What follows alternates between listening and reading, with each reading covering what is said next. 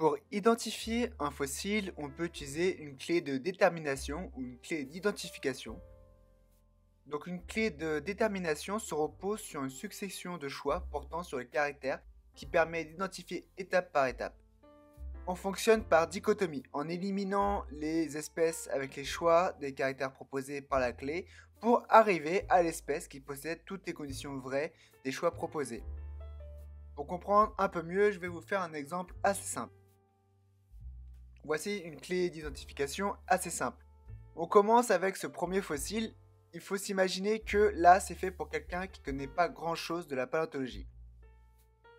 Si on observe ce fossile, on remarque que c'est une coquille enroulée en spirale. Donc, dans la clé d'identification, on est ici. On remarque ensuite qu'on a un spiral dans un plan avec des dessins en ligne ondulée. Par conséquent, ce fossile est une ammonite. On va essayer avec un autre fossile. Alors ce fossile là, ce n'est pas une coquille enroulée en spirale. On n'a pas de nombreux segments en travers avec 3 parties dans le sens de la longueur. Et on n'a pas un motif répété en étoile à nombreux rayons ou en alvéoles. On a par contre une forme simple et symétrique. La forme du fossile n'est pas en balle de fusil. Il n'a pas non plus une forme de coquillage simple ou en double. Cependant, on a un fossile qui a une forme en boule ronde avec un dessin en étoile à 5 branches. Donc ce fossile est un oursin. Là, c'est un exemple très simple pour déterminer ce qu'est ton fossile. Ce n'est pas avec cette clé d'identification que tu vas pouvoir déterminer l'espèce, et tu peux rencontrer des cas particuliers. Par exemple, ce fossile, tu pourrais penser à un gastéropode car coquille enroulée avec spirale allongée, alors que c'est bien une ammonite. Je vais vous montrer un autre exemple légèrement plus complexe avec cette clé d'identification. Si on prend ce fossile, alors première condition, avec axe de polarité, donc il a bien une axe de polarité. Ensuite, avec coquille ou équivalent, donc ce fossile peut faire penser à une coquille par sa morphologie, donc oui. Ensuite, coquille complète avec de valves, là on n'observe pas de valves sur ce fossile, donc non. On continue avec coquille enroulée, ce que l'on n'observe pas non plus sur ce fossile, donc non. On voit effectivement que le fossile a une forme conique, donc oui. Enfin, cloison radiaire.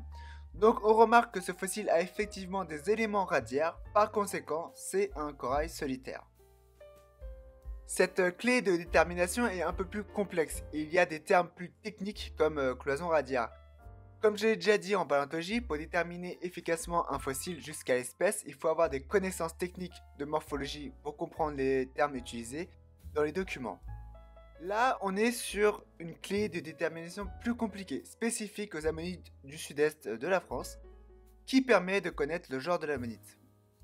Si on clique sur le caractère tour externe laissant voir près de la moitié des flancs des tours internes, on peut déterminer ces genres-là à partir des caractères proposés. Vous pouvez voir ici qu'il faut des connaissances sur l'identification, sur les termes de description des fossiles et sur les ammonites pour bien comprendre. Ces connaissances s'acquièrent avec le temps et la pratique.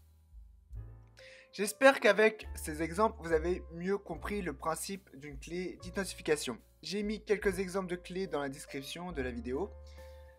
Les clés de détermination peuvent être facilement utilisées pour faire déterminer un fossile à un enfant, pour qu'il arrive à déterminer si c'est un gastéropode, un bivalve, une ammonite, etc.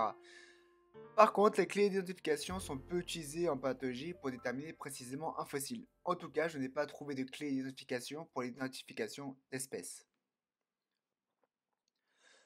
Pour terminer, les clés d'identification se retrouvent aussi pour la biologie, donc pour déterminer les espèces actuelles. Et ce principe peut être aussi utilisé en dehors de la pathologie et biologie, à partir du moment où des conditions peuvent être utilisées pour identifier. J'espère que cette vidéo vous aura plu et je vous dis à plus pour d'autres vidéos.